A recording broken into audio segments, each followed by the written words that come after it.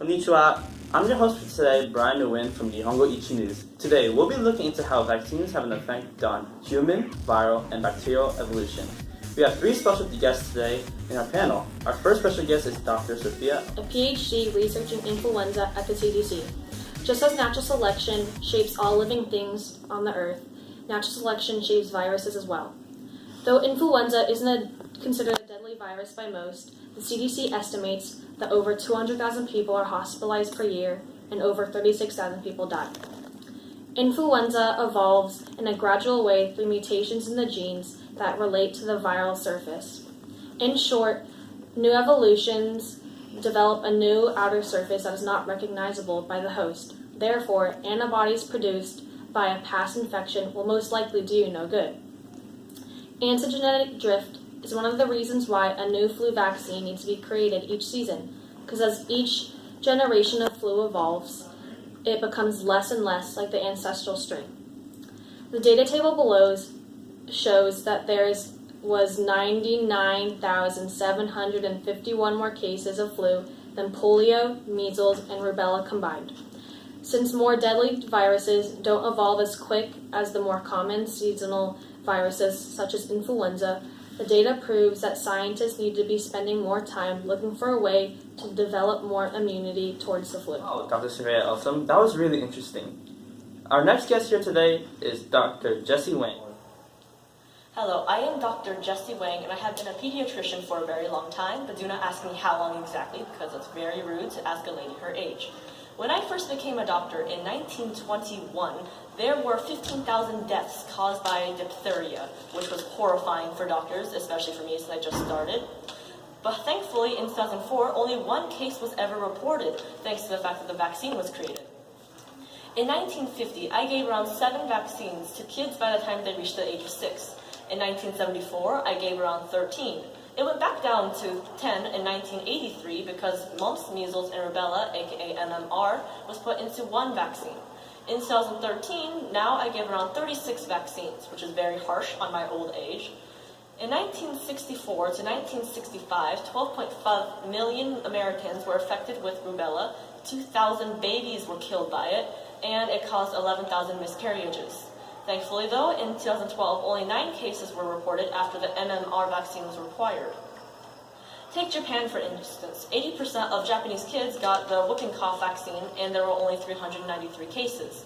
But in 1979, when only 10% of Japanese kids took it, it caused around 13,000 cases and 41 deaths.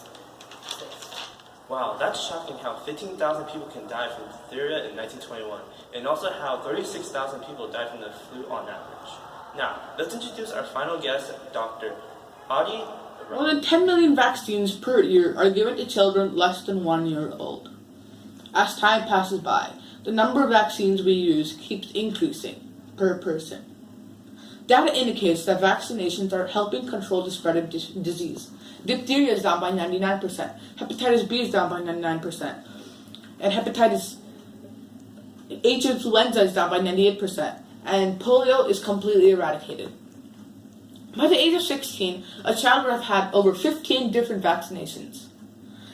That vaccinations are obviously working because the average life expectancy keeps increasing. Some people might argue that vaccines go against natural selection and promote a lazier immune system. For example, imagine that the Black Death wiped out 7/8 of the entire population. The surviving people would have survived because they had a genetic variation / a stronger immune system, which made the Black Death virus harder to infect them. So these few people pass on the genes to their offspring, and their offspring will also have this unique variation, which caused them to be immune to the Black Plague. The same logic can be applied to vaccinations. By giving children over 15 vaccines by the age of 16, we are actually hindering evolution, because dealing with the disease naturally and letting nature dictate the child's fate is essential to natural selection. The offspring with immunity will survive, reproduce, and pass on their stronger immune system to their offspring. Continuing this way, in a few hundred to 1,000 generations, humans would have had immunity to all sorts of diseases. Another example of this happening is when smallpox outbreak occurred in Europe during the 1700s and 1800s. This caused many Europeans to develop an immunity to it via natural selection. The Native Americans didn't have this immunity as they had no exposure to the outside world. So when the Europeans came to America, many Native Americans contracted smallpox. Soon, even Native Americans got immune to smallpox. This is an example of natural immunity, and vaccines promote artificial immunity. Conclusion: by increasing the artificial natural selection of human immunity via vaccines, the human race is increasing the viral and bacterial evolution towards overcoming the man-made immunity that we have created. It is now your decision to be either pro-vaccine or human natural selection.